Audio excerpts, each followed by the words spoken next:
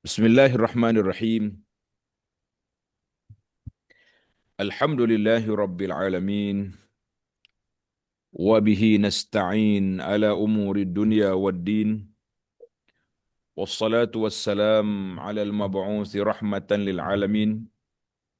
Nabiyyina wa habibina wa qudwatina Muhammad ibn Abdullah wa ala alihi wa sahbihi wa man sara ala nahjihi wa ihtada bihadihi wa istanna bisunnatihi ila yaumiddin, amma ba'du. Yang dihormati pihak pengurus Pusat Pengajian ZEK Al-Quran wal Qiraat, semua para pencinta ilmu, muslimin dan juga muslimat, Assalamualaikum warahmatullahi wabarakatuh. Waalaikumsalam warahmatullahi wabarakatuh. Alhamdulillah, syukur kita pada Allah Azza wa Jalla pada hari ini 28 Disember 2025 bersama dengan 7 hari bulan Rajab 1447, kita teruskan pengajian kita dalam daurah fiqh at-taharah dan salat. Jadi alhamdulillah, pada siri ini kita akan sambung perbincangan kita tentang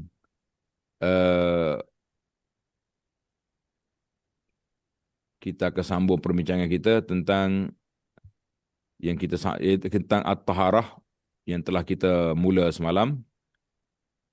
Kita at-taharah yang kita dah mula semalam, iaitu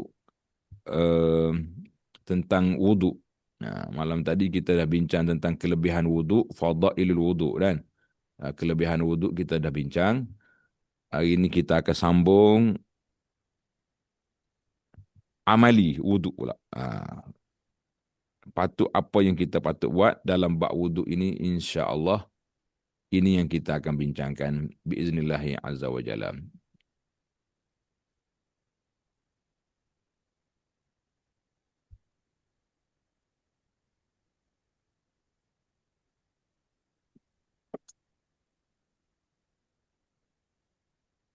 Ini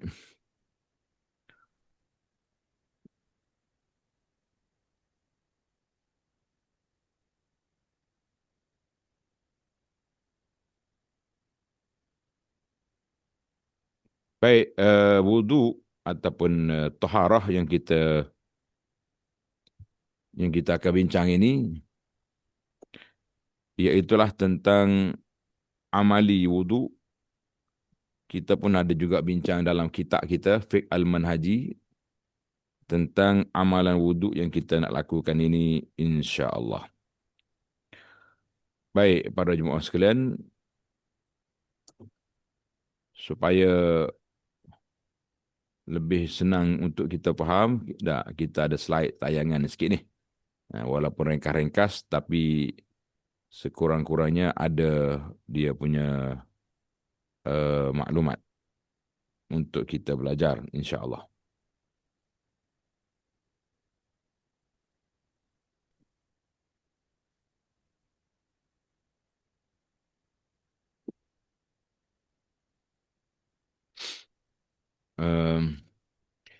Yang pertama sekali, bila semalam kita dah bincang tentang makna al-wudu, kan? Makna al-wudu, apakah makna wudu? Apakah arti wudu? Ambil daripada perkataan al-wada'ah. Ingat tak? Wudu ambil daripada perkataan al-wada'ah dengan makna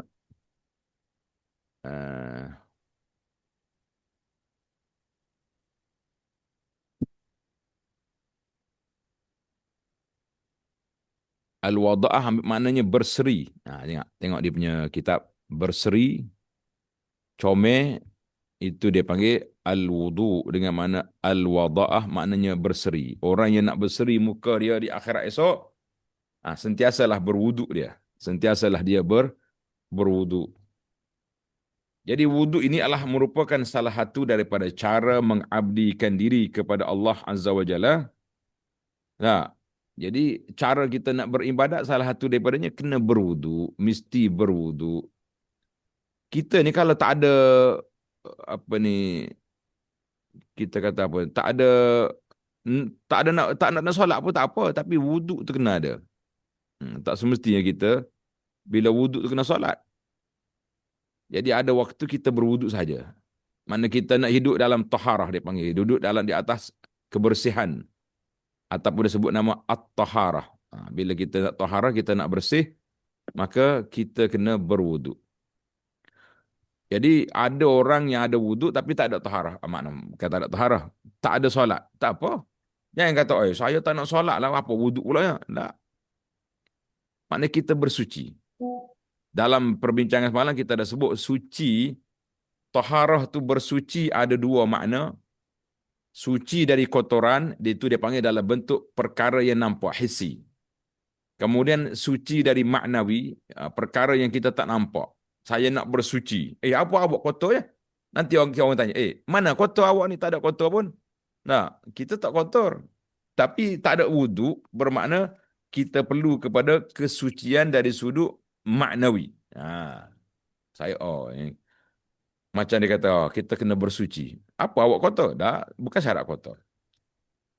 Dan termasuk juga suci maknawi ini daripada perkara yang keji, yang tidak baik. Cakapan kotor. Ini cakap kotor lah dia ni. Saya semalam kita ada buat analogi kan. Cakap kotor pun tak kena basuh mulut. Kan lepas aku cakap, awak pergi basuh mulut tu. Tak kena basuh mulut, kena pergi taubat. Sebab dia buat dosa. Sebab dia buat perkara yang maksiat. Itu dia panggil, buat dosa perlu kepada taubat. Bukan pergi basuh mulut saja kan. Maka datanglah kelebihan-kelebihan wuduk. Kita dah sebut dah beberapa hadis yang telah saya sebut dalam sini yang lepas, dan kita tak perlu ulang baliklah sebab banyak lagi yang kita nak belajar. Kemudian kita pergi kepada dalil tentang wuduk, iaitu firman Allah Ta'ala dalam surah Al-Ma'idah ayat 6. Ya ayyuhalladzina amanu idza qumtum ila salati faghsilu wujuhakum wa aydiyakum ila al-marafiq wamsahu biru'usikum wa arjulakum ilal ka'bain. Jadi ini, wahai orang beriman, apabila kamu ingin mendirikan solat, maka hendaklah kamu yang pertama membasuh muka kamu. Jadi sempadan muka kita akan tengok nanti. Kemudian membasuh tanganmu hingga ke siku, menyapu sebahagian kepalamu, membasuh kakimu hingga ke buku lali. Itu dia panggil ayat al-wudu. Dan semalam kita dah bincang bahawa wuduk ini perlu kepada dua lagi rukun dia yang kering. Dah, ingat tak? Kita kata wuduk ini 4 basah. Ingat tak istilah yang digunakan oleh orang tua-tua kita, para ulama, dia kata rukun wuduk 4 basah 2 kering. Yang basah itu ada dalam Quran. Yang basah itu dah adalah ayat yang kita baca. Yang keringnya datang dari sunnah Nabi SAW, iaitu apa dia? Yang pertama niat. Yang kedua tertib. Yang kedua tertib. Jadi 4 basah 2 kering. Menarik jugalah perbincangan tu kan. Kemudian hadis kelebihan wuduk kita ada baca. Jadi sekarang ni cara-cara berwuduk sebagaimana yang diajar oleh Nabi sallallahu alaihi wasallam. Maka Nabi sallallahu dia ajar dari awal. Dia ajar dari awal sebagaimana hadis yang diriwayat oleh Sayyidina Uthman bin Affan. Nama dia hadis Humran. Humran ni pembantu Sayyidina Uthman. Ingat tak? Hadis ni kita dah baca semalam. Sekali lagi, saya ulang hadis ni supaya kita ingat. Lepas pada ni, kita cuba nak amali praktika dari sudut amalan solatnya. Amalan wuduk. Jadi Humran rahimahullah dia kata, Sayyidina Uthman minta air. Dia nak berwuduk. Dia gini, gaya para sahabat radhiyallahu anhum, mereka ini sangat peka dengan keadaan. Uthman hajat hadis wuduk. Sahabat lain pula seperti Malik bin Huairis, dia ajar solat. Sebab bila dia pergi belajar solat dengan Nabi sallallahu alaihi wasallam, Nabi wasiat, mau balik ke kampung kamu ajar orang kampung kamu, wasallu kama raaitumuni usalli, mu solat seperti mu tengok aku solat. Maka sahabat ini mengambil tanggungjawab bahawa dia kena buat, dia kena balik ajar, dia kena buat demo, tunjuk kepada masyarakat, ini cara solat Nabi solat yang aku tengok. Barulah nukilan solat itu satu demi satu turun-temurun. Kita kata alhamdulillah, jazahumullahu khairah. Allah Ta'ala lah beri kebaikan yang besar kepada para sahabat yang telah menukilkan kepada kita sifat solat Nabi sallallahu alaihi wasallam yang menjadi amalan kita sepanjang hayat dan disambung oleh generasi yang akan datang semuanya ikut riwayat yang sudah ada. Jadi Sayyidina Uthman radhiyallahu anhu dia minta air nak ambil wudu. Lalu dia mula dengan fa afragha alaihi min inahi fa ghasalahu salasan. Dia ambil air itu dia ambil, dia siram ke atas tangan dia. Dia gini, kita tak boleh masukkan tangan ke dalam air. Nanti air itu jadi kotor. Biasanya bekas yang digunakan oleh orang tak cukup 2 kullah. Tak cukup 2 kullah. Maknanya air itu sedikit. Bila air sedikit, kalau kita celup tangan dalam air itu akan jadi mutanajis, air kotor. Habis apa yang sepatutnya kita buat? Mungkin para peserta kata, oh sekarang ni Ustaz, kita guna paip kan? Ya betul lah guna paip. Tapi ada kala-kala kalau tak ada paip macam mana? Apa caranya sepatutnya kita belajar? Kita belajar balik ke zaman asal. Zaman tak ada paip air dulu. Macam mana nak buat? Jadi kita mula dengan ambil air, kita siram ke atas tangan kita. Kita basuh tangan bersih dulu. Tengok saya nak kata, dia ambil da'a bi wudu'in fa afragha ala yadayhi min ina'ihi. Dia siram air atas tangan dia basuh tangan 3 kali. Summa adkhala yaminhu fil wudu'. Kemudian barulah dia celup tangan dia dalam bekas. Jadi waktu dia celup tu, tangan ni kita niat sebagai timba, sebagai penceduk. Dia nak ambil air. Jangan niat kata, kalau niat basuh tangan tak boleh lah. Jadi air jadi mustamal. Jadi kita guna air tangan kita tu sebagai penceduk. Jadi dia masukkan tangan dia, ambil air dalam bekas. Apa dia buat? Summa tamadmada, dia mula dengan berkomor-komor. Berkomor-komor. Wastansyaqa, masuk air dalam hidung. Wastansara, dan keluarkan air dari hidung. Ingat baliklah. Maknanya ini 3 perkara. Mula dengan basuh tangan, komor-komor, masuk air dalam hidung, barulah sampai ke summa ghasala wajhahu salasan, barulah dia basuh muka dia 3 kali, wa yadayhi ilal mirfaqaini salasan, tangan dia sampai ke siku 3 kali, summa masha bi ra'sihi, kemudian dia sapu kepala dia. Sapu tu bukannya buat macam ni, macam kita buat sekarang. Sapu tu penuh. Mana dia tak 2 tangan ni ke depan, ke belakang, pusing balik ke depan. Itu dia panggil. Nantilah ada bila sampai tepat. Summa ghasala kulla rijlin, kemudian dia basuh kaki dia 3 kali. Summa qala, kemudian beliau berkata, ra'aitun nabiyya sallallahu alaihi wasallam yatawadda nahwa wudu'i hadza. Jadi aku tengok Rasulullah berwuduk sebagaimana wuduk aku ini, sebagaimana yang aku buat sekarang, yang aku demo ni. Sambil-sambil dia berwuduk tu, dia nak tunjuk dengan sahabat, dia nak ajar. Dia panggil praktik amali. Ini penting. Jadi kalau kita belajar wuduk pada anak-anak kita, kepada cucu-cici kita, pelajar-pelajar kita, seeloknya kita demo. Bukan cerita saja, ambil air, ni cara buat.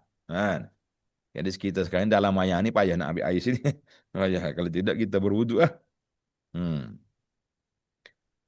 Waqala, tengok. Dia pun dengan Nabi kita bersabda, man tawadda'a nahwa wudu'i hadza. Siapa dia ambil wuduk seperti aku ambil wuduk sekarang.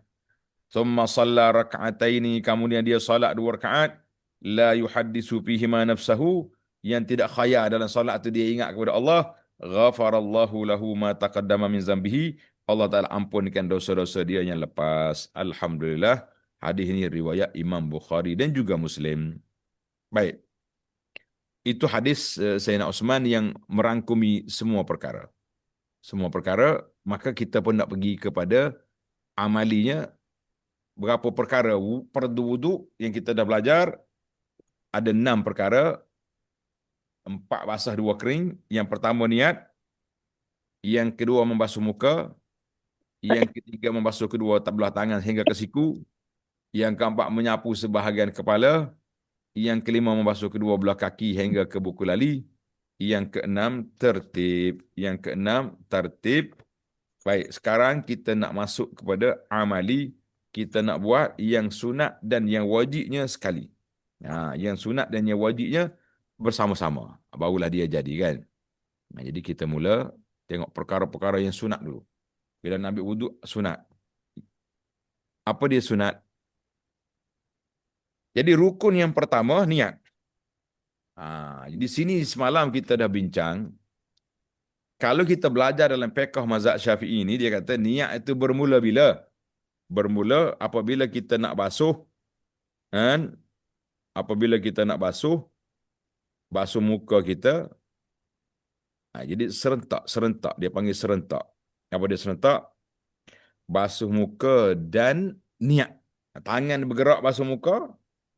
Niat dalam hati aku berwuduk.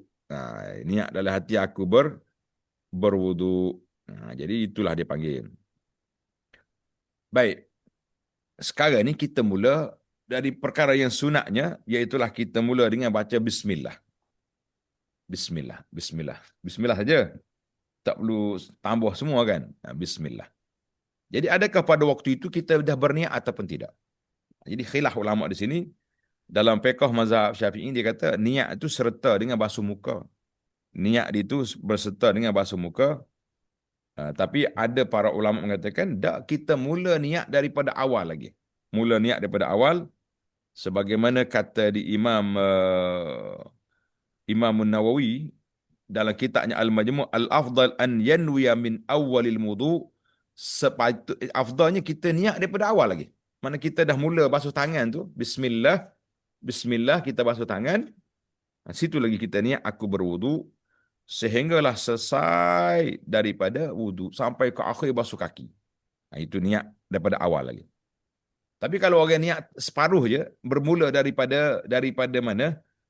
Daripada basuh muka, sah di situ. Sah di situ. Supaya jadi dua-dua tu. Eloknya kita bermula daripada kita basuh tangan tu, kita niat aku berwuduk dah. Barulah semua amalan kita tu dikira berwuduk dan berpahala wuduk. Kalau kita mula dengan basuh muka nanti, jadi yang depan-depan tu baru permulaan nak berwuduk. Baru permulaan nak berwuduk. Jadi panjang perbahasan. Jadi kita pun tak nak panjang-panjangkan. Yang kita naknya sekarang, kita nak duduk dari sudut amali yang kita nak buat daripada awal lagi, bermula dengan ni gambar-gambar ada tapi tak lengkap. Baiklah. Kita pergi yang sunatnya semua kita buat. Ya, sila. Kita mula daripada awal, bermula daripada kita nak basuh, nak ambil wuduk, baca bismillah. Jadi ulama berselisih pendapat dalam menentukan hukum baca bismillah sebelum memulakan suatu ibadah. Jadi eloknya kita baca bismillah ya lah. Bismillah. Sebab ada hadis yang mengatakan la salata liman la wudu'a lahu. Tak sempurna solat tanpa wuduk. Wala wudu'a liman lam yazkur ismallahi ta'ala. Dan tak ada wuduk yang sempurna tanpa menyebut nama Allah. Jadi kita ambil lah. Walaupun ini sunat, tapi kita dalam sudut fiqh mungkin kita boleh bagi. Kita boleh bagi beza di antara rukun dan sunat. Rukun, sunat. Rukun 6 tadi. Rukun 6 perkara. Jangan keliru dah. Kalau orang tanya sambil tidur pun sedar balik pun, berapa rukun wuduk? 6. Apa dia? 4 basah 2 kering. Tak masalah. Tapi tata cara wuduk yang sempurna, yang lengkap, yang warid daripada baginda Nabi SAW, apa dia? Kita mula daripada awal, bermula dengan bismillah. Bismillah. Oh, timbul soalan. Kalau kita dalam tandas, bagaimana Ustaz? Kita kan, banyakkan rumah kita sekarang ni tak luas sangat. Kan? Tak mampu kita nak buat tempat berwuduk di luar. Paling tidak pun di luar bilik kita ada sink.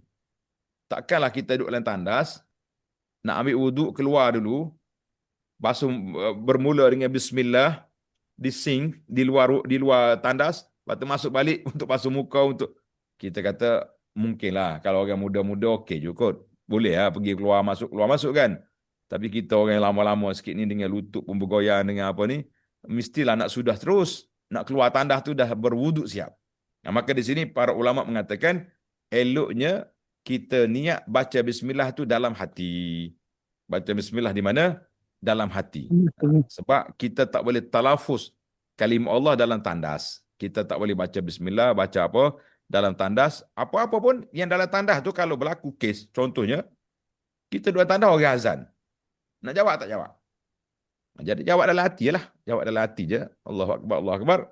Kemudian bila keluar balik nanti, barulah kita jawab azan. Doa lepas azan yang sempurna, insya-Allah. Nah, maka jadi kita kena baca bismillah tu dalam hati sekiranya apa? Sekiranya kita dalam tandas.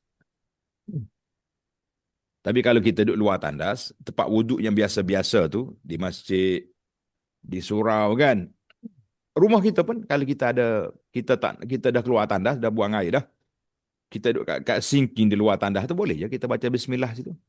Nah, kemudian nak basuh kaki, pergi masuk dalam, keluar balik, baca doa. Baiklah. Itu yang pertama, bismillah setelah kita baca.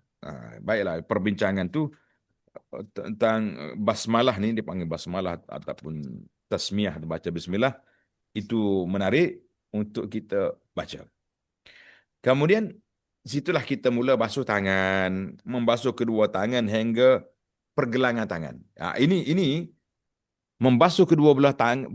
Tengok dalam kitab, dalam nota yang saya buat ni, membasuh kedua belah tapak tangan, membasuh kedua belah tapak tangan. Jadi dia ada dua cara sebutan dalam kitab. Setengah kitab dia kata membasuh kedua belah tangan. Habislah sini, tangan sekat ni kan, membasuh tapak tangan. Jadi kadang-kadang orang keliru. Tapak tangan je basuh belah ni. Ini belakang tangan. Ni belakang tangan. Ini tapak. Adakah kita basuh tapak saja? Apakah rahsia? Hari ni kita nak cari-cari rahsia banyak ni. Dalam kitab belajar ilmu ni, rahsia tu penting. Apakah rahsia? Para ulama mengatakan tapak tangan. Dia tak kata tangan saja. Sebab dia tak nak kita keliru. Kita bila kata tapak tangan, orang tak pergi lebih pada ni. Lebih daripada ni pergelangan tangan ni. Tapak tangan di sini. Macam orang kena hudud. Orang mencuri kan, potong tangan, dia potong sini lah. Potong di pergelangan tangan tu. Dia tak potong sampai lengan. Jadi kata tapak tangan supaya tak keliru. Takat ni. Jadi faham.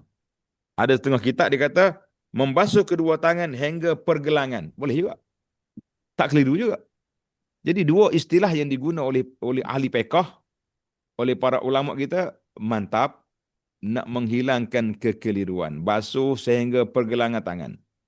Basuh dua tapak tangan. Tapak tangan termasuk belakang sekali lah. Macam nanti kita solat nanti kan, wanita boleh buka muka dan tapak tangan. Ingat tak? Wanita boleh buka muka dan tapak tangan. Mana tapak tangan sampai pergelangan tangan. Ni kita solat tak payah tudung ni. Kalau tengok orang Arab solat, biasa lah. Orang pergi Mekah, pergi travel ke negara-negara Arab, dia tak ada pun kain telekong macam kita ni. Kita sini kain telekong beli mahal-mahal kan. Kalau telekong yang berjenama tu, berapa tu? Kat Malaysia pun ratus. Singapura ni berapa dolar dia punya harga. Lagi lipat punya. Tapi kita banggalah sebab, saya punya kain tudung ni jenama ni. Kan? Pergi masjid duk tayar ke kain tudung. Nah. Tapi sebenarnya, kita boleh buka muka, ya wanita lah, laki-laki mana. Dan tapak tangan. Jadi sekarang ni kita basuh tangan. Sayyidina Osman tadi dalam hadis, dia oleh kerana dia guna timba tu kecil, bila kecil tak cukup dia punya dua kullah, maka pada waktu itu, macam mana cara pendekatan, dia ambil air, dia tuang atas tangan, dia basuh tangan di luar, sehingga bersih. Kemudian tangan kanan itu digunakan sebagai penceduk. Sebagai timba. Dia ambil air, basuh muka. Dia ambil air, angkat, sapu dia punya sampai ke ni, untuk basuh tangan sampai ke siku. Ini dia punya cara. Alhamdulillah. Kita kena belajar. Ilmu-ilmu seperti ini, dia kadang-kadang, kita duduk di tempat negeri kita ni mewah, air Masya Allah. Paiknya laju. Tapi kalau kita pergi tempat tak ada air macam mana? Ataupun waktu hari tak ada air. Kawasan kita ni orang ada orang duk baiki pipe, tak ada air. Yang adanya dalam baldi kecil lah. Inilah ilmu kita belajar. belajar awal-awal lagi. Hmm. Barulah kita rasa tabuk itu basuh tangan sehingga pergelangan tangan itu dalam perkara sunat yang awal. Kemudian kita berkomor-komor. Ada juga di sini tulis bersugi, gosok gigi. Itu seeloknya macam tu. Kalau boleh kita gosok gigi dulu. Bersugi, bersiwak dipanggil bersiwak, bergosok gigi dulu sebelum kita pergi ke yang lain. Oi, gosok gigi ni sebenarnya kalau kata siwak, tak. Kalau kita kata bersiwak, kita faham macam mana bersiwak. Kita faham macam mana bersiwak. Mesti bawa kayu gigi, kayu sugi, kan? Kayu sugi baru jadi siwak. Sebenarnya dia tujuan bersiwak tu untuk membersihkan mulut, untuk membersihkan mulut. Tak kira lah dengan kayu sugi yang kita beli itu ataupun dengan berus gigi seperti yang menjadi amalan masyarakat dunia sekarang ini, bersiwak dengan berus gigi, kan? Bersiwak dengan berus gigi tak ada apa-apa. Sama ya. Matlamat dia nak bersihkan mulut. Membersihkan. Matlamat dia nak bersihkan mulut. Jadi alhamdulillah tak kira dengan apa yang kita guna, maka dia semua itu bersih. Alhamdulillah. Kemudian kita barulah berkomor-komor. Masuk air dalam mulut, komor-komor. Berkomor-komor dia panggil masuk air ke dalam mulut. Dan juga masuk air ke dalam hidung dia panggil istinsyak. Istinsyak. Masuk air dalam hidung. Dia ambil gini ya. Dia kadang-kadang orang ambil air, satu tangan dia. Dia pergi ke mulut, masuk sini, masuk mulut, terus ke hidung. Boleh. Tapi oleh kerana kita ni duduk dalam kemewahan, mungkin kita mulut lain, komo-komo lain, ambil air hidung lain. Dia kalau air tempat air sedikit, dia orang jimat, dia ambil macam ni. Ambil macam ni, masuk mulut, separuhnya terus ke hidung. Itu boleh.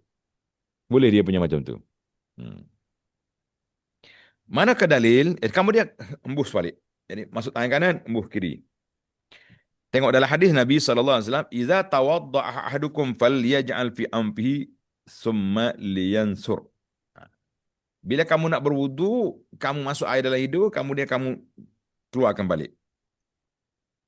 Tengok dalam hadis Nabi, hadis ini dalam Bukhari Muslim. Dalam hadis lain, Nabi sebut apa? "Iza stayqaza ahadukum min manamihi fatawadda." Bila kamu bangun daripada tidur, hendaklah kamu pergi berwudu. Falyastansir salasan. Masuk air 3 kali dalam hidung, 3 kali. Tengok ni.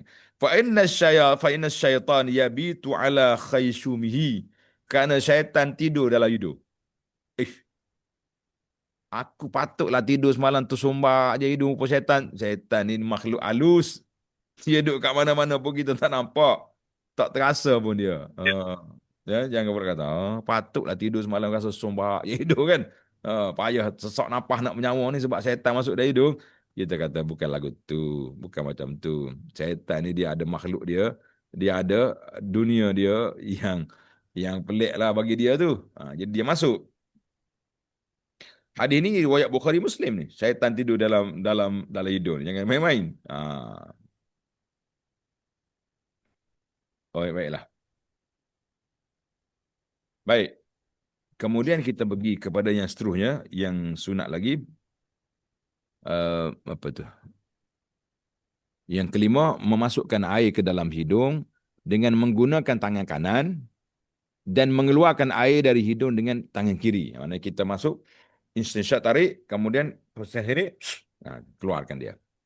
Ini sunnah. Baik. Jadi itu perkara sunat yang ada di mana? Di basuh muka. Kemudian barulah kita mula pergi kepada rukun membasuh muka. Jadi setakat mana hak muka? Dia kata hak muka ni tengok muwajah. Daripada tumbuh rambut ni sampai ke sini, ke telinga ni, sampai ke tempat tumbuh janggut pula. Itu dia panggil hak muka. Jadi kita kena basuh semua yang ada ni. Basuh, biar sempurna basuhan tu. Jadi kalau kita ada songkok, ada kopiah, kena angkatlah dulu. Barulah dia punya sempurna basuhan. Kalau tidak, tak rapat kan? Tak rapat. Baik, sekira tadi kita dah selesai dah masalah niat. Jadi kalau mengikut dalam fiqh mazhab Syafi'i ini, kita bermula niat kita di mana? Di ketika membasuh muka beserta dengan basuh muka beserta dengan niat. Basuh muka serta dengan niat. Dia kata gitu. Basuh muka serta dengan niat. Dia buat sini. Niatkan hati sahaja aku berwudu, basuh muka serta niat daripada tempat tumbuh rambut hingga ke bawah dagu, lebarnya daripada telinga sebelah kanan ke sebelah kiri. Itu ni dari sudut dia punya telinga kanan, telinga kiri. Telinga tak masuk, maknanya sempadan. Hak muka tu kena basuh. Kena basuh di situ. Jadi itu dia panggil basuh. Selesailah kita. Cuma yang sunat di sini apa dia? Yang sunat ketika basuh muka ni, iaitu menyelak-nyelak janggut yang tebal sekiranya ada janggut. Ini kalau orang ni ada berjanggut, janggut tebal, jadi sunat kita ambil air, basahkan jari, masuk ke dalam janggut ni. Gitu. Supaya semua janggut-janggut kita ni dan tempat tumbuh janggut yang jadi tempat wuduk itu kena air. Kena air. Alhamdulillah. Ini mudah dia punya. Tak susah pun. Tidaklah payah sangat. Itu sunat. Apa lagi yang kita kata sunat dia? Memasukkan air dengan tangan kanan, mengeluarkan air dengan tangan kiri, itu adalah sudut istinsyak. Selesai dah. Kemudian membasuh muka. Basuh muka ni berapa kali? Jawabnya 3 kali. Summa ghasala, hadis Uthman tadi, summa ghasala wajahu salasan, dia basuh muka 3 kali. Jadi kalau orang ni ada jambang ataupun janggut yang lebat, al-lihyatul kathifah, maka dia kena basuh sulat menyulatinya. Tapi kalau janggut tu tebal, cukup kita basuh depan je. Tapi sunat dimasukkan air ke dalam janggut tu sunat. Alhamdulillah. Alhamdulillah. Ini kata Imam Nawawi dalam kitab dia Al-Majmu'. Bagi orang tak ada janggut, tak ada masalah lah. Cakap je. Tak payah berhenti lama kat situ. Baik. Sesalah basuh muka dengan niatnya sekali. Jadi ada kata kita niat daripada awal, kata niatlah daripada awal tu basuh kita berwuduk. Kemudian sampai kat muka tu, ingatlah sekali lagi. Ulang baliklah. Supaya kita tahu bahawa kita dua pandangan ulama tu digunakan dua-dua. Jadi insya-Allah itu lebih baik. Rukun yang kedua, membasuh tangan hingga ke siku sebagaimana firman Allah Taala, "Farsilu wujuhakum wa aydiyakum ilal marafiq." Membasuh muka kamu dan tangan kamu sehingga ke siku, siku. Jadi siku ni setakat ni. Jangan lebih setakat ni ya. Sebab ada setengah orang kata dia basuh sampai ke lengan, sampai ke ni. Sampai ke dekat dengan bahu ni. Tak, siku setakat. Yang pentingnya semua siku ni masuk dibasuh semua sekali. Supaya tidak ada yang tertinggal. Supaya yang tak ada yang tertinggal, jangan basuh separuh. Macam kalau baju kita ni ketat sangat, ada setengah baju terketat kan. Jadi kita kena tarik juga macam mana pun biar melepasi kawasan siku untuk dibasuh. Hati-hatilah. Hati-hati. Jangan ambil mudah-mudah. Cincai kata orang. Basuh sikit-sikit. Nak basuh. Nama dia basuh. Sebab tu berbeza di antara rukun basuh dengan rukun sapu. Berbeza dengan rukun basuh dengan rukun sapu. Yang sapu tak apa sikit. Tapi kalau basuh kena mengalir air. Mengalir air. Tadi Ana ada bincang tentang boleh ke kita pakai spray. Jawabnya boleh pakai spray. Untuk yang pertama untuk orang sakit yang tak boleh guna air banyak. Dia duduk dalam hospital, dalam ward hospital, doktor tak pernah guna air banyak. Kita nak angkat dia pergi ke tandas, dia tak mampu. Maka gunalah spray. Yang kedua dalam musafir, dalam kapal terbang contohnya, ataupun kita naik train. Boleh train tak? Kalau kereta api laju tu nak pergi mana tak tahu. Kan? Maka pada waktu itu tak ada nak guna air, tak boleh. Jadi kita boleh guna spray. Khususnya atas kapal terbang lah, atas kereta api ada tandas pun. Tanah kereta api terhad, tak terhad macam flight. Flight dia terhad. Jangan basah lantai, jangan tu, jangan ni. Sebab nanti berbahaya kepada kita semua. Kalau kereta api, kalau dia jam atas jalan. Kapal terbang, kalau dia jam, kita masuk kubur. Itu dia punya perbezaan. Maka darurat atas kapal terbang itu lebih besar. Jadi penggunaan air sangat terhad. Sekarang ni anda tengok satu fenomena yang tidak elok, yang tidak baik. Orang terlalu menggunakan spray terlalu meluas. Tak kira kat mana-mana pun. Dia pergi Mekah tu, dia pakai spray je. Walau depan dia ada ya, tong air depan dia tu. Nak pergi ambil air malas, jadi pakai spray je. Kita kata jangan. Jangan bermudah-mudah. Rukun yang basuh tak boleh disapu. Rukun basuh tak boleh disapu. Bila kata basuh, kita kena basuh dengan sempurna. Basuh dengan sempurna. Basuh biar mengalir air di anggota muka kita, tangan kita tu. Tak, kalau spray tak ada mengalir. Jadi kita kena perbetulkanlah, jangan mudah-mudah dalam masalah yang mudah ini. Masalahnya mudah, tapi kadang-kadang kita yang buat dia terlalu mudah, itu bahaya kan? Itu terlalu bahaya. Baiklah. Jadi apa ni, anggota yang ada dua kita apa nanti doang kat sini juga nanti. Anggota yang ada dua. Mana-mana anggota yang ada dua, kita boleh mula mana-mana dulu. Tengok. Boleh boleh basuh tangan kanan dulu, tangan kiri dulu. Tetapi yang sunatnya, apa dia? Yang sunatnya kita mula basuh tangan kanan dulu. Basuh kaki kanan dulu. Itu dia panggil tayamun.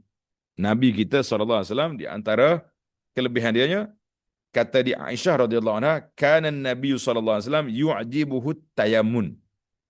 Nabi kita dia suka menggunakan yang kanan dulu, fi tana'ulihi, ketika pakai kasut. Dia pakai kasut kaki kanan dulu. Wa tarajulhi, ketika dia sikat rambut. Nyikat rambut dia mula kanan dulu.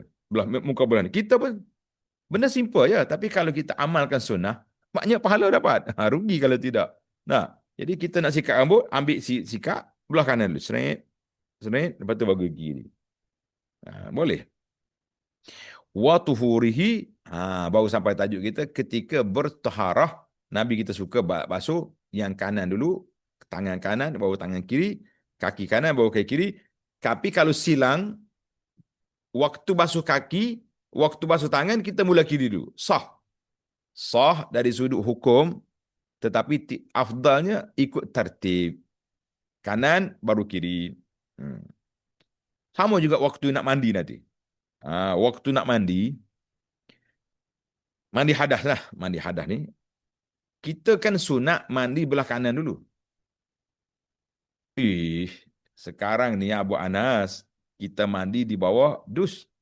Pahit hujan tu, kan? Mana nak ada kanan kiri, dia kepala je. Boleh je. Kalau lah pahit tu tak, kalau pahit yang kita pegang tangan ni, pahit ni, getah ni, senangnya kita mula siram di sebelah kanan dulu. Lepas tu kiri. Tapi yang duduk atas kepala tu, macam nak buat? Yang duduk atas kepala tu macam nak buat? Jawabnya, kita holo bau ini. Bau kanan dulu. Ni pahit, kita masuk ni. Sini, gosok, baru pergi kiri. Boleh je. Maknanya kalau pahit tak boleh bergerak, kita yang gerak. Kita yang menggerakkan tubuh kita, kanan, kiri. Jadi kita buat pilihan, kanan dulu baru kiri. Boleh, macam tu. Ya? Jelas kat situ ya? InsyaAllah. Mudah ya. Sebab tu anda kata, nak amalkan sunnah ni tidaklah payah.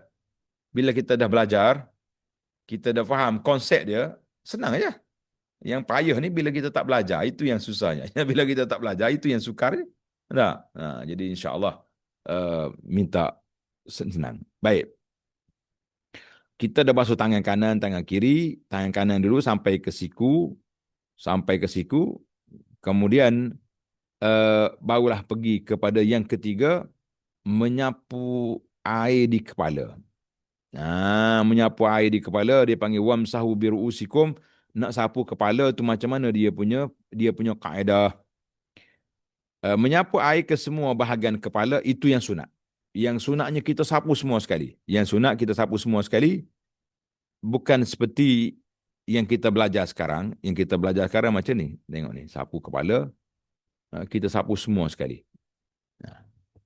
Yang sekarang ni kita sapu macam ni. Ni kalau di Malaysia, nama dia pepatung. Pepatung, ada orang panggil helikopter. Kalau di kampung saya lah, dia panggil tuyuk. Payah ni. Tulislah Glossary bahasa Kelantan. Nanti mari Kelantan cari tuyuk. Kat mana tuyuk? Tuyuk ni pepatung. Orang Singapura panggil apa ni? Ni, hayawan ni. Apa nama dia? Kita tak pernah tengok. Tak tahulah Ustaz. Tak ada. Tak pernah tengok. Kena mari jalan kapur dah baru tengok pepatung.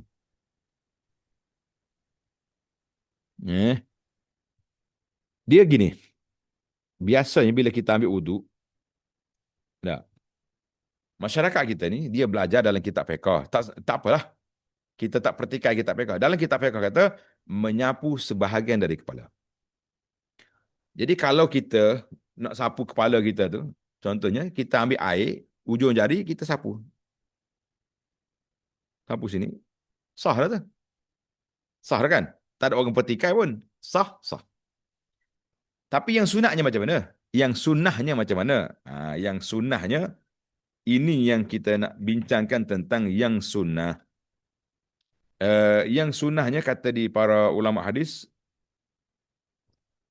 Nabi kita sallallahu alaihi wasallam, tengok hadis Abdullah bin Zaid bin Asim al-Ansari, famasaha bi ra'sihi fa aqbala bi yadihi wa adbara bihima. Tengok hadis ni sahih.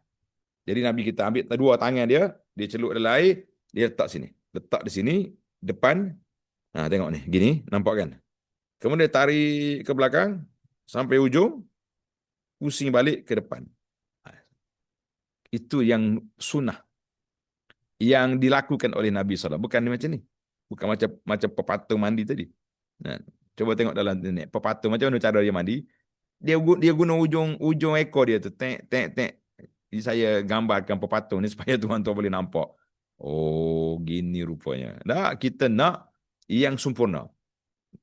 Dua tangan, letak atas ni, tarik ke belakang, sampai belakang, pusing balik ke depan. Biar semua kepala kita kena air.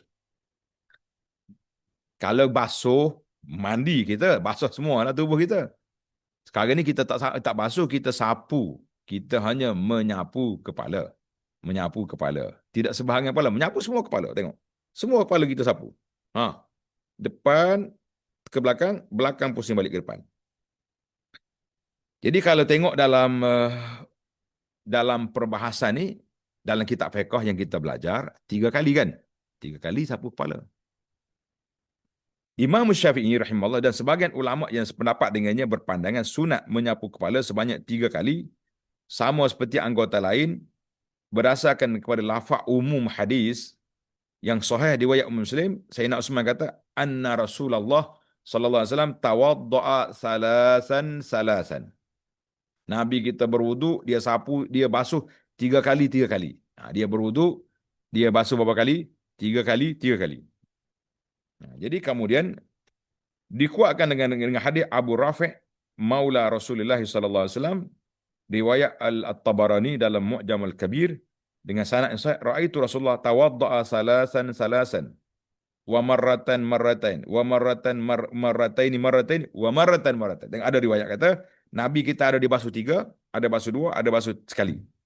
Jadi menurut pandangan Imam Syafi'i, hadis yang menetapkan sekali sapuan hanya menunjukkan keharusan. Tengok, Nabi buat sekali. Yang sekali itu menunjukkan harus, maknanya yang wajib, yang rukunya kau basuhlah sekali. Tangan, muka, kaki sama. Tetapi kalau ada air, buat 2 kali. Yang sempurna, tengok hadis ni, yang sempurna 3 kali. Baik, bila sampai dekat ni, bila sampai dekat sini, dekat kepala, berapa kali? Jadi dalam fiqh Syafi'i dia kekalkan 3 kali sebab hadis umum tadi. Adapun hadis Osman yang menukilkan kepada kita sifat wudu'in Nabi sallallahu alaihi wasallam, hadis dalam riwayat Bukhari ini riwayat daripada Humran tadi bin Aban Maula Osman, dia kata apa? Summa ghasala, summa masha bi ra'sihi. Dia tak sebut banyak kali, dia sebut sekali je. Summa masha bi ra'sihi sekali, summa ghasala rijlahin thalatha marat. Yang lain disebut 3 kali kecuali kepala sekali. Sebab itulah ada khilaf di sini. Jadi bagi orang yang ambil separuh je, basuhlah 3 kali, sini sekali, sini sekali, sini sekali, banyak tempat kena kan. Jangan duduk sini je 3 kali. Dah sini sekali, sini pula sekali, sini sekali. Luas sikitlah dia punya tempat sapu kepala tu. Tapi kalau kita ambil pandangan yang tadi, yang sapu dengan 2 tangan tadi, cukup sekali. Sekali, semua sekali, pergi ke depan, sekali je. Hadis berdasarkan kepada Sayyidina Utsman radhiyallahu anhu. Jadi para jemaah sekalian, di sini ada keluasan lah. Siapa dia buat 2 kali, 3 kali, dipersilakan. Yang sekali dengan basuh 2 tangan tadi, kita kata memadai dan ikut riwayat Sayyidina Utsman radhiyallahu anhu. Nah, riwayat Sayyidina Utsman radhiyallahu anhu hanya sekali. Alhamdulillah. Oh, saya nak buat 3 kali. Tak apa, buat. Tak ada masalah. Sebab ada khilaf. Kita dalam masalah-masalah fiqh begini, tak boleh kita sendiri. Kita kena baca pandangan-pandangan alim ulama, mereka yang berbincang, mereka yang buat rumusan, mereka yang buat analisa. Seeloknya kita ikutlah apa yang ada berdasarkan dalil-dalil yang ada itu, insya-Allah lebih tenang dan lebih selamat. Timbul soalan semalam, ada soalan dia kata sapu di atas serban ataupun tudung, macam mana? Saya pakai serban. Adakah kita kena pakai sapu atas serbannya? Wanita pakai tudung. Dia ambil wuduk tempat publik, orang ramai. Kalau buka tudung, nampak habis. Nah, kalau muka tu tak benar masalah. Sebab muka, tangan boleh sembunyi-sembunyi lagi kan? Sembunyi di sebalik paik ni. Tapi tudung macam mana? Kalau aku buka tudung, nampak habis orang. Apa perbahasan ulama? Tengok dalam kitab kita menarik. Nah. Kalau tuan-tuan nak beli kitab ni boleh. Tapi panjang kitab ni. Kitab yang saya baca ni bagus. Tajuk dia bersuci dan berwuduk menurut sunnah dan juga huraian daripada mazhab Syafi'i. Menarik kitab ni. Tuan-tuan boleh beli. Tengok di internet. Tengok dalam internet. Ambil nama kitab. Berwuduk, bersuci dan berwuduk menurut sunnah dan huraian mazhab Syafi'i. Menarik. Sebab dia bincang semua sekali. Alhamdulillah. Nanti saya letak nama gambar ni, tuan-tuan boleh cari dalam Shopee. Mudah sekarang dunia dah kecil, kan? Mana-mana kedai kitab pun boleh beli. Alhamdulillah. Antara persoalan yang timbul, bagaimana menyapu kepala bagi laki-laki yang memakai serban dan wanita yang memakai tudung. Menarik. Ini soalan daripada semalam tadi. Hajah mana? Hajah yang tanya soal. Hajah Muhani? Ke siapa tanya semalam? Ni nak jawab dah ni. Dengar betul-betul ni. Adakah perlu membuka atau hanya perlu menyapu di atas serban dan tudung saja? Terdapat hadis sahih menceritakan bahawa Rasulullah SAW tidak membuka serbannya ketika berwuduk. Jadi Nabi kita, serban dia tak buka. Inilah hujah yang digunakan untuk mengharuskan perbuatan menyapu di atas serban. Apakah dalil? Dalilnya hadis Anas bin Malik radhiyallahu anhu mengatakan raaitu Rasulullah sallallahu alaihi wasallam tawadda wa ali imamatun qitriyatun fa adkhala yadahu min tahtil imamati famasaha muqaddama ra'sihi wa lam yanqud al-imamah. Jelas dengar molek-molek ni. Terjawab soalan kita ni insya-Allah. Kata Anas radhiyallahu anhu, aku telah melihat Rasulullah sallallahu alaihi wasallam berwuduk dalam keadaan memakai serban buatan qitriyah. Nama jenis serban lah. Kita tak tahu macam kita lah ini serban Kashmiri, serban Yamani. Kita pada juga nama-nama kain ni kan. Tak apa. Jadi dia tu dipanggil serban qitriyah. Ketika sampai ke menyapu kepala, baginda hanya memasukkan tangannya kanan ke bawah serban lalu menyapu hadapan kepala baginda tanpa membuka serban. Bila sampai ke ni, Nabi kita ni tangan dia basah, dia holor sini. Ni serban ni kan. Dia holor sini, holor dan sapu kepala ni, ujung ni tanpa buka serban. Itu satu riwayat. Satu riwayat uh, itu ini satu riwayat dia kata ada riwayat kata wa mashabi nasiyatihi wa 'alal imamah. Ada riwayat kata dia sapu di sini, sapu sini air batu terus sapu. Yang lain-lain tu untuk nak sempurna kepala tu dengan isyarat atas serban. Jadi itu dipanggil campur di antara dua ni. Jadi dia menunjukkan, serban orang Arab dulu pakai bukan macam serban pak lebay kita ni. Serban pak lebay kita ni nipis je, kecil. Kita tengok serban-serban. Cuba tengok dalam cerita Nabi tu, cerita Nabi dalam filem kan. Dalam cerita Nabi tu, tak serban yang dipakai oleh orang Arab masa tu. Nabi dia tak tunjuk lah, dia tak tunjuk gambar kan. Tapi kita tengok orang lain. Tengok Abu Jahal ke, tengok apa ke. Biasanya pelakon-pelakon ni, watak-watak Abu Jahal yang tu dia berani berlakon. Watak sahabat pun dia orang buat. Sayyidina Umar dia buat. Tapi watak Nabi tidak dibenarkan. Watak Nabi tidak dibenarkan. Ya, maka dia kosongkan di muka tak nampak gitulah. Nampak bayang-bayang ya. Dan kita nampak dia punya serban tu keras. Kemas. Nah, jadi kalau nak buka susah. Jadi dia tak bukalah. Dia cuma dia masukkan jari ke sini. Nah, kemudian sapu atas. Dia ada dua. Jadi dua riwayat hadis. Jadi apalah faedah menyapu di atas serban? Nah, sekiranya baginda sudah menyapu keseluruhan kepalanya, kemudian menyapu kembali serban. Selain itu, hadis juga menunjukkan sunnah menyapu sedikit rambut di bahagian depan kepala, diikuti sapuan terus ke atas serban tanpa membukanya. Jadi untuk menyenangkan, kita sapu je ujung sikit, lepas tu sapu atas isyarat. Isyarat tu untuk menyatakan sunnah sapu semua kepala. Sunnah sapu semua kepala. Jadi Alhamdulillah. Jadi kita berbezalah di antara sapu kepala dengan sapu atas khuf. Atas khuf kita tak masuk tangan dalam kasut. Jangan. Tapi dalam bab seni, bahkan di sini terjawab sudah cerita muslimat tadilah. Muslimah kita tadi. Nak sapu di atas kain tudung, ya boleh. Tapi masukkan ujung ni, biar kena ubur-ubur ni sikit. Sini, lepas tu sapulah. Itu jamak di antara hadis-hadis yang terkumpul tentang mashu alal imamah wa ala nasiyati wa alal imamah. Jadi dua-dua. Jadi Alhamdulillah. Itu di antaralah. Kesimpulannya, sunnah menyapu seluruh kepala sahaja bagi siapa yang tidak memakai sesuatu di kepala. Sekiranya memakai serban atau tudung, sunnah menyapu seluruh serban atau tudung yang menutupi kepala tanpa membukanya. Iaitu tapi seeloknya kita jamakkan, olok tangan sikit baru sapu kata tu. Nah, untuk nak keluar daripada khilaf-khilaf yang ada. Jadi kita ni para jemaah sekalian, saya tahu tuan-tuan dan puan-puan suka baca, suka dengar, suka tanya tentang ibadat kita. Ada setengah ustaz dia lega sangat, tak apa dah, ada hadis imam sapu je mah.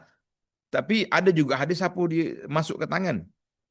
Maka saya kata dalam perkara ibadat kita mengambil langkah ihtiyat, langkah berhati-hati, langkah berjimat cermat. Lebih baik daripada kita langkah yang melangkah entah ke mana. Dah akhir sekali ibadat kita dipertikaikan oleh satu sebahagian ulama. Jadi lebih baik kita campurkan semua yang kata kena masuk tangan sikit, yang atas ni. Jadi kita buat dua-dua. Tak ada siapa boleh pertikaikan. Gilah mazhab mana pun, wuduk kita sah. Wuduk kita sah, kita akan tenang sampai bila-bila. InsyaAllah. Wallahu'alam. Jadi, cuma satu lagi timbul masalah, nak guna air sapu kepala ni. Air daripada sapu kepala ke telinga, ataupun mengguna air baru. Jadi ada setengah ulama, tengok dalam hadis tadi, hadis kata, wa masha bi ra'si bima'in ghairi fadli yadihi, dia sapu kepala dengan air yang baru. Kan? Jadi ada kata air yang lama, jadi kita senangnya kita ambil air yang celup, air yang baru, baru kita sapu kepala, insya-Allah. Baik, sekarang ni kita pergi kepada menyapu telinga. Telinga ni walaupun dia tak sebut dalam rukun, menurut pandangan Imam Syafi'i dan Imam Ahmad, kedua-dua belah telinga tidak termasuk daripada sebahagian kepala. Telinga, dia kata dia di independen. Satu anggotanya lain. Tak masuk dalam kepala. Sebab tu kita basuh setakat ni ya. Ha. Muka setakat ni. Kemudian setakat kepala. Orang tak kata basuh kepala telinga. Tak. Kedua-dua belah telinga tidak termasuk daripada bahagian kepala. Perlu digunakan air baru, bukan air digunakan untuk menyapu kepala. Itu pandangan Imam Syafi'i lah. Kan? Dia kata, baik. Namun pandangan dibantah dengan hadis riwayat Abu Daud daripada Abu Umamah Al-Bahili. Nabi kata, al-uzunani minar ra'si. Al-uzunani minar ra'si. Jadi, asal telinga ni duduk di kepala. Telinga duduk di kepala. Pasal itulah katanya bila sapu kepala terus dia pergi ke telinga. Terus dia pergi ke telinga. Jadi ada riwayat kata tak. Wa masha bi ra'si bima'in ghairi fadli amanah. Tadi masalah muka. Annahu ra'a Zaid bin Abdullah bin Zaid kata ra'a Rasulullah yatawadda fa akhadha li uzunayhi ma'a khilafal ma'i alladhi akhadha li ra'si. Jadi untuk telinga dia ambil air lain. Untuk telinga mengambil air yang lain. Jadi ada juga yang mengatakan bahawa telinga tu masuk dalam kepala dah. Jadi lepas kita basuh kepala, terusnya basuh telinga. Baiklah. Ada setengah kitab salah. Telinga ni bila kita basuh kepala, tadi semua ni terus je kita pergi ke telinga, ataupun kalau kita nak keluar daripada khilaf tadi, celup air lain masuk telinga ni, gini. Masuk dalam telinga ni, masuk ini, pusing sini. Biar semua telinga tu kena air, barulah lebih sempurna, lebih baik. Itu yang disempurnakan. Cuma ada setengah kitab. Dia kata basuh tengkok. Hadis menyapu leher. Anda tengok. Anda pergi melawat ke negara Cina baru ni.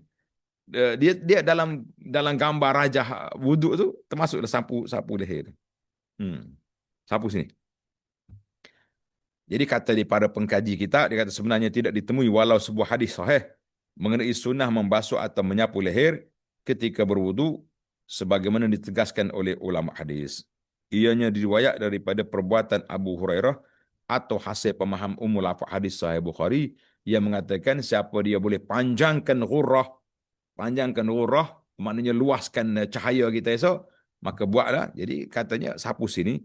Dalam begitu kita kata tidak ada dalil yang sahih yang melakukannya, jadi tak perlulah kita lakukan. Jadi setengah kita ni buat. Lepas basuh telinga, sapu tekok. Jadi sapu tekok ni tak ada dalam sunnah yang sabit. Alhamdulillah.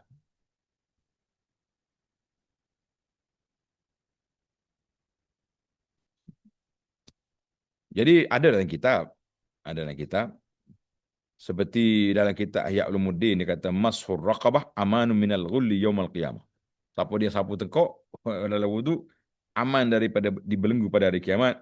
Jadi Imam Nawawi rahimahullah taala mengatakan dalam kitab dia Al-Majmu', dia kata bahwa hadisun dhaif bil ittifaq, hadis ini dhaif dengan ittifaq para ulama hadis. Wa amma qaul Ghazali in mashar raqabah sunnah.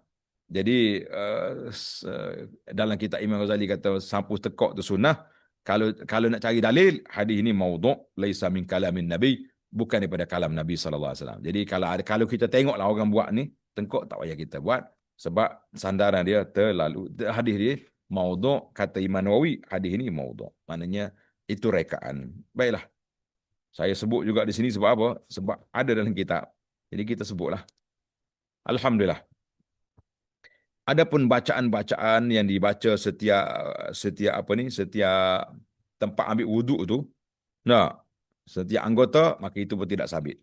Tidak warid daripada Nabi sallallahu alaihi wasallam. Selesai dah kita basuh kepala sempurna, kemudian kita pun dah basuh telinga, sapu telinga, dua telinga ni selesai. Sekarang kita nak berpindah kepada membasuh kaki. Basuh kaki. Allah Taala sebut dalam Quran, wa arjulakum ilal ka'bain, basuhlah dua kaki kamu sehingga ke buku lali. Bukan sampai ke betis, ke buku lali. Jadi alhamdulillah para ulama membaca ayat Quran ni dengan bagi hatah balik.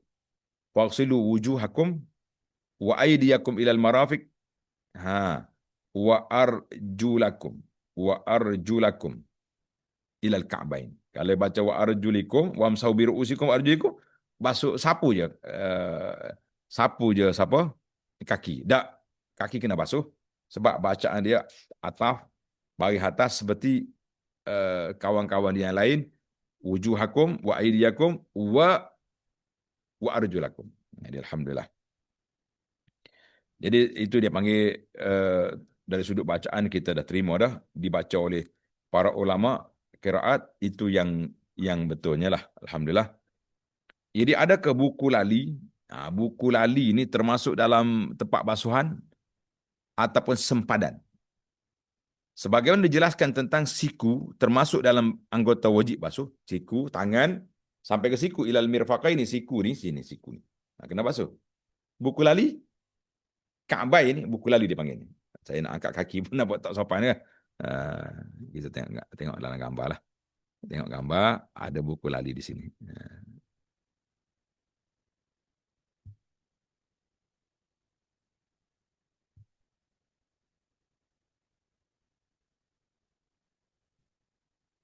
Ni. Ini buku lali yang hitam ni. Buku lali kita sekat tu ya. Ni. Kan? Jadi adakah buku lali termasuk anggota wajib dibasuh? Jawabnya, sebahagian dijelaskan tentang siku termasuk sebahagian daripada anggota yang wajib dibasuh, begitu juga buku lali. Ia juga termasuk anggota wajib dibasuh. Wa arjulakum ilal ka'bain, dan dua kaki kamu sehingga ke buku lali. Mana buku lali itu masuk dalam basuhan. Imam Syafi'i rahimahullah menegahkan dalam kitabnya Al-Um, walam asma' mukhalifan. Aku tak dengar lagi lah ulama-ulama fiqh, ulama bahasa mengatakan bahawa dua Ka'bain, Al-Ka'bain itu iaitulah dua tulang yang timbul di kaki kita tu. Orang panggil buku lali lah, mata kaki pun boleh. Kan? Maka wa anna alaihimal ghusla, dan dia kena basuh. Alhamdulillah. Baik, untuk kesempurnaan kita kena menggosok jari-jari kaki tu. Jari kaki kita tu kita kena gosok. Kena gosok jari kaki supaya apa? Supaya rata dia punya air. Abdullah bin Abbas radhiyallahu anhu mendengar Rasulullah bersabda, "Iza tawadda'ta fakhallil baina asabi'i yadayka wa rijlaika." Bila kamu dah berwuduk, kamu kena gosok-gosok di antara kaki. Jadi bagaimana cara? Cara nak gosok macam mana? Dia kata, ra'aitu seorang sahabat ni, nama dia Al-Mustawrid bin Shaddad Al-Qurashi. Dia kata, ra'aitu Rasulullah sallallahu alaihi wasallam tawadda fa khallala asabi'a rijlaihi bi khinsirihi. Jadi kaki kita ni dia buat dengan jari ni. Anak jari kanan gitu, masuk gitu. Maknanya dalil ala ijabi takhlil. Ini menunjukkan bahawa sunat kita kena menyulati kaki kita tu. Jadi ada kata, kalau kaki kanan, tangan kiri yang gosok. Kaki kiri, tangan kanan yang pergi gosok. Itu semua tu teknikal ya. Itu semua dipanggil teknikal. Yang penting kita nak gosok kaki kita tu dengan tangan. Tapi sebab tangan kanan, kaki kanan, tangan kiri lah yang pergi dekat dia. Kaki kanan, tangan kiri pergi, silang gitu. Itu yang terbaiklah. InsyaAllah supaya kita basuh kaki kita tu biar jelas.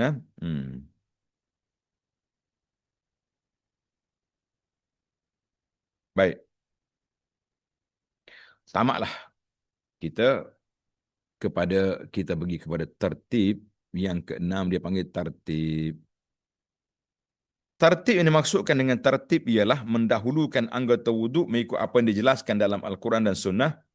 Tidak ada keterangan yang membuktikan ada di kalangan individu yang mempersisihkan. Tak ada ulama kata boleh kita basuh tangan dulu sebelum kaki, kaki dulu sebelum tangan. Tak. Cuma ulama bersih pendapat adakah tertib wajib atau sunat. Jadi terdapat beberapa hadis yang menunjukkan bahawa Nabi kita SAW telah melakukan wuduk sebagaimana susunan ayat Al-Quran yang telah disebut, ibda'u bima bada'allahu bihi, kamu kena mula dengan apa yang telah dimulai oleh Allah Azza wa Jalla. Jadi Allah Ta'ala mula dengan muka-mukalah kita. Kan? Ikut tartib, itu yang sepatutnya. Kemudian kita pergi lagi kepada yang sunat-sunat lain. Apa dia lagi tengok? Menyapu telinga dengan air di bahagian luar dari dalam cuping telinga dengan air yang baru, bukan air yang digunakan ketika nyapu kepala. Tadi kita sebut dah khilaf situ. Tak apalah. Yang penting ambil air baru, boleh. Yang ke-10, mengulang sebanyak 3 kali pada basuhan dan sapuan wudu, kecuali kepala, ada khilaf di situ. Yang ke-11, mendahulukan anggota wudu sebelah kanan. Yang 12, menggosok-gosok tangan kanan ketika membasuh anggota wudu. Yang ke-13, dia panggil berturut-turut. Berturut-turut. Berturut-turut ni dipanggil al-mualat. Al-mualat ni berturut-turut. Yang dimaksudkan dengan mualat adalah berwuduk terus-menerus tanpa diselangi basuhan atau sapuan dengan jarak waktu yang lama. Sebahagian ulama mewajibkan, sebahagian lain kata sunat.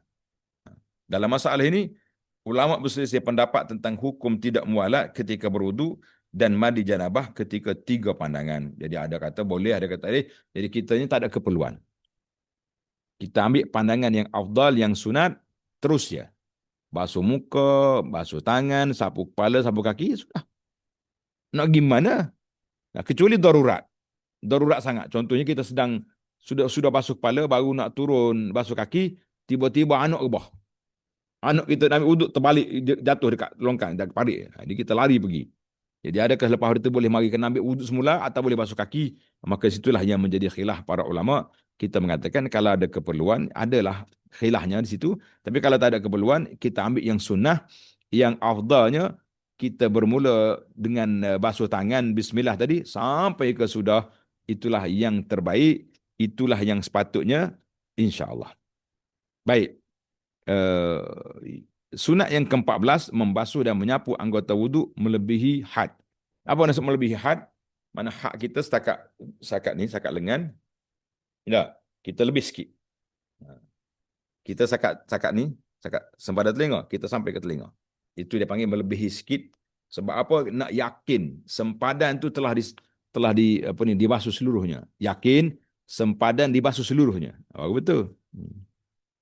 Yang ke-15, berjimat menggunakan air. Ini penting ni, berjimat menggunakan air. Jadi ada setengah orang ni, Masya Allah, Tabarakallah, nah, mentang-mentang air banyak kok. Dia buka paip seluah-luahnya. Gia 5 kata orang. Bersembur habis air. Kita kata tak elok lagu tu. Elok kita jimat walaupun di tepi sungai. Apa lagi? 16, menghadap kiblat ketika itu kalau mampulah. Kalau mampu hadap kiblat, elok. Yang ke-17, tidak bercakap-cakap ketika berwuduk kecuali apa? Kecuali ada keperluan. Orang mari tanya soalan, bang, lepas solat nanti kita jumpa kat dia? Boleh. Boleh, no problem. Kita makan kat sini? Okey. Tapi kalau nak mari buah, malam makan durian ke apa? Durian murah sekarang contohlah, kita kata tak. Jadi tak ada keperluan, jadi eloknya tak usah bercakap. Kita sekarang berwuduk, sedang beribadat, melakukan satu ibadat, bertaharah, jadi alhamdulillah. Yang ke-18, membaca doa selepas berwuduk. InsyaAllah, ini kita sambung. Banyak lagi ni. Sunat-sunat lepas wuduk ni, baca doa, kemudian apakah perbahasan tentang perkara yang makruh dalam wuduk, dan juga perkara yang membatalkan wuduk. InsyaAllah kita sambung dalam siri yang akan datang. InsyaAllah biiznillah azza wa jalla. Subhanakallahumma wa bihamdika asyhadu an la ilaha illa anta astaghfiruka wa atubu ilaik. Wa sallallahu ala nabiyyina Muhammadin wa ala alihi wa sahbihi ajma'in. Walhamdulillahi rabbil alamin.